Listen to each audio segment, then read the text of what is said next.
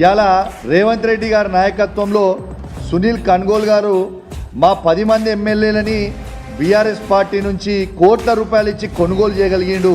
కానీ ఇదే సునీల్ కన్గోల్ గారు మాత్రం రేవంత్ రెడ్డి గారు చెప్తే తెలంగాణ కాంగ్రెస్లో ఏ పాలన బాగుందని ట్వీట్ చేపిస్తే, ఇలా ఏ పాలన బాగుందని ట్వీట్ చేయిస్తే దాదాపు దీంట్లో 87,000 మంది ఓట్లేసిర్రు. అంటే ఇంకెక్కువనే, 87,000. మళ్ళీ నేను లోపలికి వచ్చేటప్పుడు చూస్తే 90,000 అయింది. 87,000 మంది ఓటేస్తే 67% కేసీఆర్ గారి పాలన అద్భుతంగా ఉందని ఇలా స్వయంగా చెప్పింది కూడా మీ అందరు కూడా చూడొచ్చు. కానీ రేవంత్ రెడ్డి గారు ఆదేశాల మేరకి ఇలా తెలంగాణ కాంగ్రెస్ అఫీషియల్ ట్విట్టర్ అకౌంట్లో పోస్ట్ పెట్టిన సునీల్ కన్గోల్కి ఇలా ప్రజలు గిప్ప గిప్ప గిప్ప గిప్ప గుద్దుతే దిమ్మ తిరిగిపోయి కింద పడిపోయే పరిస్థితికి వచ్చింది వాళ్ళ ఆన్సర్.